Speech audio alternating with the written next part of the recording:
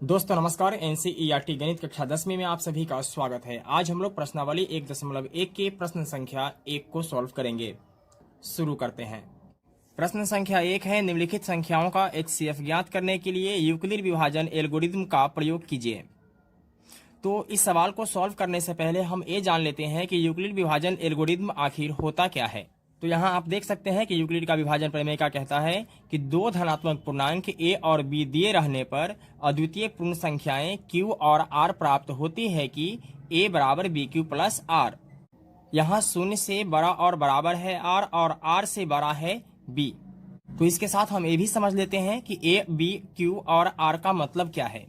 तो यहाँ a को भाज्य कहते हैं, ठीक है, b को भाजक, q को भागफल तथा r को शेषफल कहते हैं, ठीक है। यानी फाइनल होता है भाज्य बराबर भाजक गुने भागफल प्लस शेषफल। अगर यहां से आपको समझ में नहीं आता है तो आइए आपको और समझाने की कोशिश करता हूं।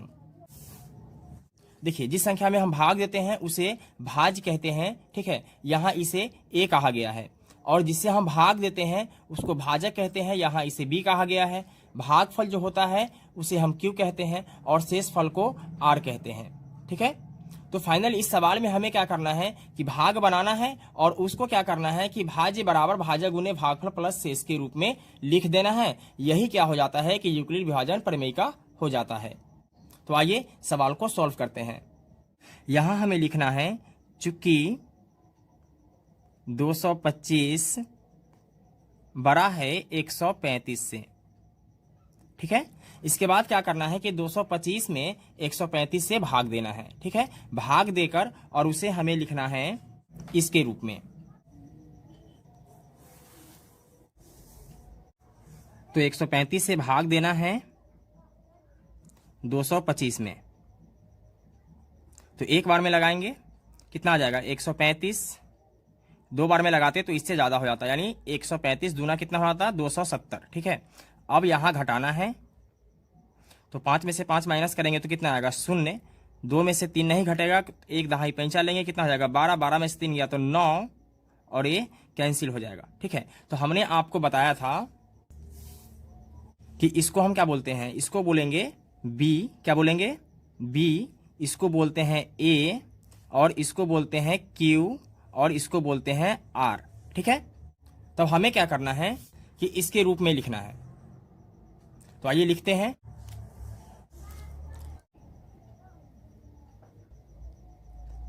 चरण 1, ठीक है।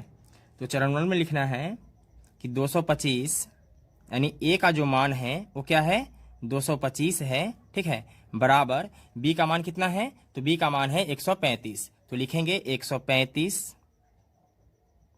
गुने q का मान कितना है तो 1 है, तो लिखेंगे 1 प्लस r का मान कितना है 90, तो लिखेंगे 90, ठीक है। लिखेंगे चूंकि शेषफल बराबर नहीं है शून्य के, ठीक है, क्योंकि शेषफल जो है वह शून्य नहीं आया है, हमें शेषफल शून्य का इंतजार है, ठीक है। जब शेषफल शून्य आ जाएगा तो उसी का क्या हो जाएगा, जो बी वाला होगा वही फाइनल मेरा एचसीएफ हो जाएगा, ठीक है। अब आगे बढ़ेंगे। अब क्या करना है कि फिर से इसको घेर देना है, ठीक है, और इस वाले को अंदर में लिखना है। तो 135, ठीक है। तो 90 एकम क्या हो जाएगा 90। तो 5 में से 0 माइनस करेंगे कितना हो जाएगा 5। 13 में से 9 गया तो कितना आएगा 4, ठीक है। अब यहां क्या हो जाएगा कि इस वाले को छोड़कर चलेंगे, अब यहां से हमें देखना है, ठीक है। तो ए वाला मेरा हो जाएगा बी, ए वाला हो जाएगा ए वाला हो जाएगा क्यू और ए वाला हो जाएगा आर, ठीक है। और फिर हमें चरण 2 के लिए लिखना है। चरण 2, ठीक है। तो यहां हमें क्या करना है कि a बराबर बी क्यू प्लस आर के रूप में ही लिखना है, ठीक है। तो a का मान कितना है, a का मान है 135, ठीक है। तो 135 लिखेंगे बराबर बी क्यू, तो b का मान कितना है 90 गुने q का मान है 1 और r का मान है 45, तो लिखेंगे 45, ठीक है। फिर लिखेंगे चूंकि शेषफल बराबर नहीं है शून्य के, ठीक है।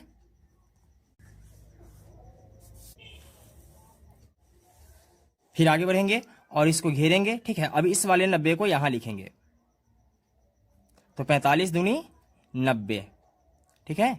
यहां शेष क्या हो जाता है, शून्य में से शून्य घटेगा तो कितना बचेगा, शून्य, और 9 में से 9 घटेगा तो क्या बचेगा, शून्य, ठीक है। तो फिर यहां हमें क्या करना है कि इस वाले को क्या मानना है, बी मानना है, इसको ए, इसको क्यू और इसको आर।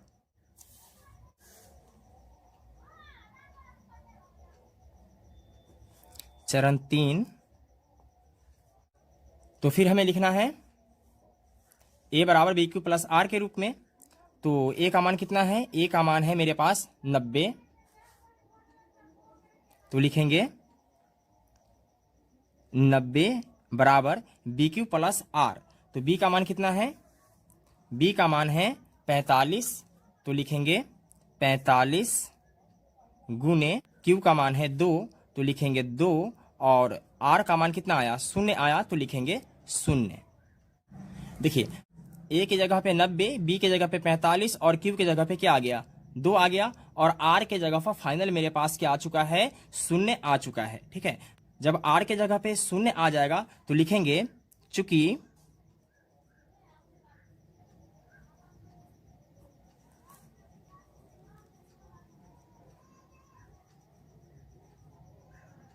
शेषफल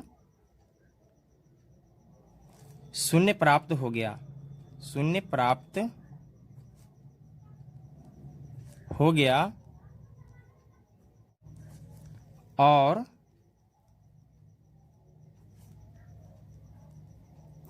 इस चरण का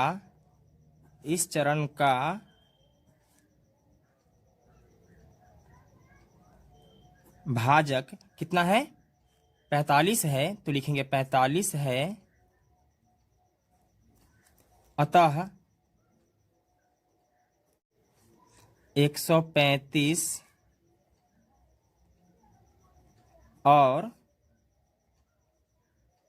225 का महत्तम समावर्तक यानी HCF कितना है, 45 है, ठीक है। यही मेरा फाइनल क्या हो जाएगा, आंसर हो जाएगा। तो दोस्तों मैं उम्मीद करता हूं कि आपको ये वीडियो पसंद आया होगा। अगर वीडियो अच्छा लगा तो एक लाइक कर दीजिएगा, चैनल पर नए आए हैं तो चैनल को सब्सक्राइब कर लीजिएगा। फिर मिलते हैं एक और वीडियो में, तब तक के लिए जय हिंद।